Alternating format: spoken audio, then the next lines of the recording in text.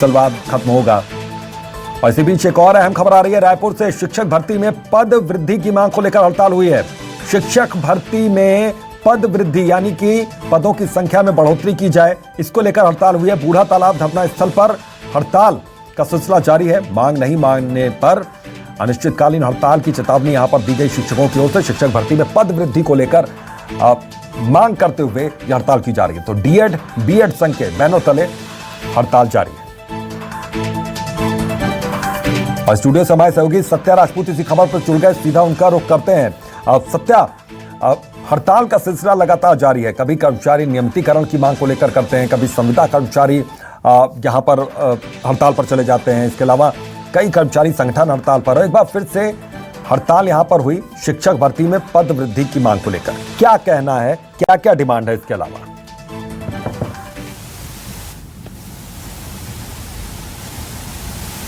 देखिए, 14,580 शिक्षक भर्ती जो है आरंभिक विवादित रहा है। 2019 से यह भर्ती जो है जारी है और अब तक की अगर हम बात करें तो महज 11,000 पदों में भर्ती हो पाई है। और जो है अब कहा जा रहा है कि जो योग्य अभ्यर्थी नहीं मिलने के कारण अब इस भर्ती को इस महीने के अंत तक जो है बंद कर दिया जाएगा। लेकिन इधर दूसरी ओर जो है अभ्यर्थी हैं वो मोर्चा खोल दिया। उनका आरोप है कि इसमें मनमाने ढंग से भर्ती की जा रही है, इसमें कोई पारदर्शिता जो है अपनाई नहीं जा रही है, जिसके कारण जो है जो अभ्यर्थी हैं वो परेशान हो रहे हैं। उनके हाथों में लेटर है, अच्छे अंक है, उसके बावजूद उनको रोजगार नहीं है, वो बेरोजगार हैं। तो यहाँ पे डीएड बीएड संघ के अध्यक्ष हैं हमारे साथ, उनको समझते हैं क्योंकि 3 दिवसीय का हड़ताल का आह्वान किया गया और हड़ताल जो है बूढ़ा तालाब धरना स्थल पे जारी है।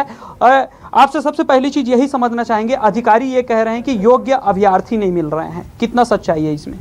अगर योग्य अभ्यर्थी नहीं मिल रहे हैं तो आज बूढ़ा तालाब धरना स्थल में जो 500 से 600 लोग बैठे हैं, जिनका नंबर 72 से 73 है, वो कौन है?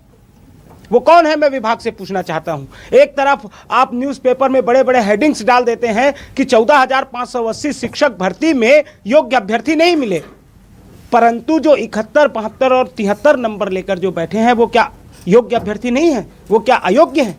वो तो टेट भी क्लियर कर चुके हैं, उनके पास बीएड डीएड भी है, उन्होंने आपने जो परीक्षा ली थी उस परीक्षा में भी अच्छे अंक अर्जित किए हैं, उसके बावजूद आप उन्हें नौकरी नहीं दे रहे हैं। उल्टा बड़े बड़े ये हेडिंग्स डाल रहे हैं कि हमारे पास योग्य अभ्यर्थी नहीं है।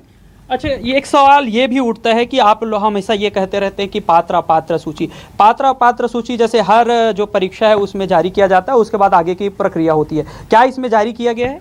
यही तो एक विडंबना है 2019 शिक्षक भर्ती का। आप पूरे देश में देख लीजिए, एक चपरासी की भी भर्ती होती है तो चपरासी की भर्ती होने पर आवेदन मंगाए जाते हैं, एग्जाम होना है एग्जाम होगा, या सीधी भर्ती होनी है सीधी भर्ती होगी, पात्र अपात्र सूची जारी किया जाता है। लेकिन ये कैसा अंधेर नगरी चौपट राजा है हमारे छत्तीसगढ़ में कि इतने बड़े शिक्षा विभाग में भर्ती हो रही है, शिक्षकों की भर्ती हो रही है जो राष्ट्र निर्माता कहलाते हैं, जिन्हें देश का भविष्य गढ़ना है, आगे बच्चों को तैयार करना है, वहां पर पात्र अपात्र सूची आज तक जारी नहीं हुई है। पूछने पर, सवाल करने पर अधिकारियों के द्वारा बार बार टाला जाता है कि इस सूची के बाद जारी करेंगे, अगली सूची के बाद जारी करेंगे। मैं आपके न्यूज चैनल के माध्यम से अधिकारियों से पूछना चाहता हूं, माननीय शिक्षा विभाग के संचालक महोदय सुनील जैन जी से पूछना चाहता हूं कि कब करेंगे आप लोग पात्र अपात्र सूची जारी? हमें भी तो पता चले कि कितने अभ्यर्थी पात्र हैं और जो अपात्र हैं किस कारण से हैं। आखिर हमें भी तो जानकारी मिले कि कितने पदों पर अभी तक शिक्षा विभाग ने भर्ती किया है, रिजाइन के पद जोड़े गए हैं कि नहीं जोड़े गए हैं, नॉन ज्वाइन के पद जोड़े गए हैं कि नहीं जोड़े गए हैं। इतनी मनमानी कर रहा है शिक्षा विभाग कि हमारे सभी साथी अलग अलग जिलों में आरटीआई लगाते हैं, संभाग में आरटीआई लगाते हैं, शिक्षा विभाग में आरटीआई लगाते हैं, ये आरटीआई का भी जवाब नहीं देते। पदस्थापना सूची को लेकर हम आपसे जानना चाहेंगे। आप सवाल उठाते हैं कि अब तक जो है सूची जारी नहीं की गई है, तो इसमें क्या कुछ गड़बड़ी किया जा रहा है क्या? बात तो अब गड़बड़ी की बात तो मैं विभाग ही जाने, क्योंकि वो तो जानकारी दे ही नहीं पा रही है। लेकिन अगर गड़बड़ी नहीं है तब तो पूरी तरह से पारदर्शिता होनी चाहिए, हर प्रकार की जानकारी हमें मिलनी चाहिए। क्योंकि पदस्थापना जो है वो इंडिविजुअल दिया जा रहा है, व्यक्तिगत उनको दी जा रही है। जिनका संभाग स्तर पे उन्हें संभाग से, जिन्हें जिला स्तर पर नियुक्ति देनी है वो जिला से, लेकिन उनकी सूची जारी नहीं की जा रही है। पद वृद्धि की मांग कर रहे हैं आप लोग? जी हाँ, बिल्कुल पद वृद्धि की क्यों? मांग कर रहे हैं। इसलिए कर रहे हैं कि सरकार कहती है कि 3000 पोस्ट, मतलब हमारे को पात्र शिक्षक नहीं मिले, तो 3000 पोस्ट जो हो रहा है पूरा बैकलॉग जा रहा है। हम कहते हैं कि हम सभी पात्र हैं, 65 प्लस वाले हैं, 70 प्लस वाले हैं, 5 नंबर 6 नंबर वालों को नियुक्ति किया जा रहा है और हम 65 प्लस वाले प्रोविजनल लेटर लेके खड़े हैं। हम पात्र होके भी हमको बेरोजगारी वो अच्छा, कितने अंक तक का भर्ती ले लिए आप तक? अभी तक 73 तक लिए हैं, उससे नीचे का नहीं ले पाए। जी जी सर, और जो बैकलॉग पर जा रहे हैं इतने वित्त में वो पद वृद्धि आराम से कर सकते अच्छा, कुछ इसमें निर्धारित था क्या कितने अंक तक का लेना है? ऐसा कोई निर्धारण नहीं है कि इतने अंक वालों तक ही लेना चाहिए। और मैं तो अभी और शिक्षक भर्ती का वादा किया है, घोषणा हो चुकी है 10,000 नए शिक्षक भर्ती का। तो आपके न्यूज़ चैनल के माध्यम से तो मैं निवेदन करूंगा कि इस नई भर्ती में कम से कम ये एक पात्रता अंक निर्धारित कर दे कि कम से कम इतने अंक अर्जित करने वालों को हम शिक्षक बनाएंगे। चूंकि एक तरफ मतलब भर्ती नियम में ही गड़बड़ी है? जी ये हाँ। नियम ही नहीं था? ये नियम था, ऐसा कोई नियम नहीं है, परंतु हम चाहते हैं कि कोई ऐसा नियम बने, जैसे कि हम टेट का एग्जाम दिलाते हैं, शिक्षक पात्रता परीक्षा, उसमें साफ साफ नियम रहता है कि जनरल के कैंडिडेट को 60% लाना है, यानी कि 90 नंबर लाना है। अगर वो 90 नंबर नहीं ला पाया तो वो पात्र शिक्षक नहीं है। अच्छा, एक सवाल ये भी हम जानना चाहेंगे कि इस 14,580 शिक्षक भर्ती का मामला है, 2019 से शुरू हुआ था, 2022 पहुंच गए, क्या पेच फंस रहा था इसमें कुछ?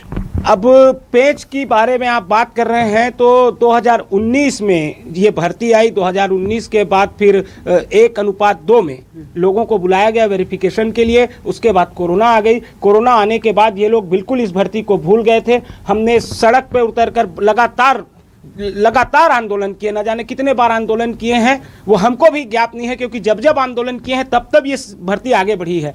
तो आंदोलन करते गए, तब फिर बहुत सारी अनियमितताएं थी, उन अनियमितताओं के भी बारे में बताया गया बार बार। कई बार सत्यापन हुआ, इसके पीछे क्या कारण है? इसके पीछे का कारण हमारे माननीय सचिव आलोक शुक्ला जी ही बता सकते हैं, क्योंकि जब एक बार ऑलरेडी वेरिफिकेशन हो चुका था, उसके बाद भी लोगों को दोबारा वेरिफिकेशन के लिए बुलाया गया। यहां तक कि एक बार उन्होंने रायपुर में वेरिफिकेशन जो 2019 में करवा चुके थे, उसके बाद फिर नई तरीका अपनाया इन्होंने और एक बार फिर से रायपुर में पुनः वेरिफिकेशन कराया। उसके बाद जिस जिले में आपका नाम आएगा उस जिले में फिर से वेरिफिकेशन करवाना है। यहां तक कि मैं आपको एक चीज और बता रहा हूं कि एक अभ्यर्थी थे हमारे साथी, पहली सूची में उनका नाम आया था, उनको संभाग स्तरीय जो जेडी कार्यालय है, ज्वाइंट डायरेक्टर ने उनको पात्र कर दिया था और डीओ का कहना था कि यह अपात्र है।